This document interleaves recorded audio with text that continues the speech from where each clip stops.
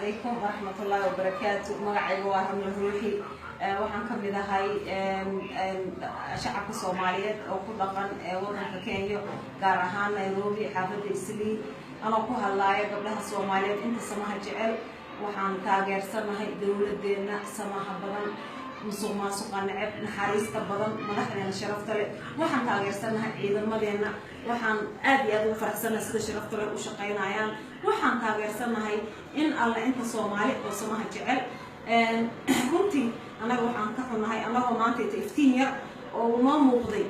inaan dhibka uga baxayna aan u maleynaynay yaa mar alla markii laba tilaabo la qaado oo wanaag aba dad waxaa jira wanaag iyo shaqada fiican oo lahayo ka xun nimanka waxaan ka xumahay Soomaaliyeed oo aan cid ay matalaan jirin oo wareegayo wadamada dariska oo dhahaya maxay ahayd oo dhahaya waxaan matalaynaa dawladda aan xisaabtamaynaa maxaa la xisaabtantaa horta dawladda maad waqti siisaan dawlad aan one year dhisnayn yaa waan la xisaabtamayn oo maxaa u dhiibatay oo kula xisaabtamaysaan maba xumee inaad la shaqaysaan baa laydinka rabaa oo ma taqaana horumar aad gaarsiisaan dalkiina waxaan idin dhihi karaa annagana ma matashaan mana idin doonayno annaga inta samaha jecel baan rabnaa oo Soomaalida oo horumarka Soomaaliya jecel والماشي عم حنقول الشرف كمال حسن على قدرة تيجي ما إلهي كان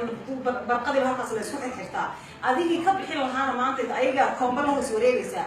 وودن كينو هرمر جالسيستا ودولتنا هذي دليل الله هاي أدينكو حليستا وودن كينو كو حليستا دولة هذي سو إيرماهن لما كسومالي على شقيستا قوي واحد كده جلاد سومالي كان كده جلاد إثيوبيا واحد جرمانا واحد كده جلاد وسومالي ذا وادد كم ذا وادد المناخ وادد كلا ضبيه وادد دولة ربي لكن واحد لا يعني مدخل شرفت ولا برأيها arrimahaas shaqeeya shacabkiina uu jecel yahay meel kasta uu joogo uu taageersan yahay nimanka meelaha ku maray wareegaysan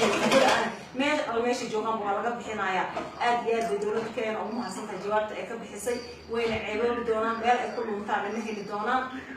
waxaan halkaan ka salaamayaa dhammaan shacabka Soomaaliyeed inta samaha jecel waxaan taageersanahay dawladeena aniga oo aan u hadlaynin shakhsi gaar ah Soomaali waa soo keenay meel kasta ay joogaan inta samaha jecel inta dawladeena jecel inta horumarka jecel aad iyo aad baan u faraxsanahay waa aniga oo aad uga xun nimanka Soomaaliyeed oo maanta la wareegayo warxumada meelaha taas aad iyo aad noo dhibaysa wassalaamu calaykum waraxmatullaahi wabarakaatuh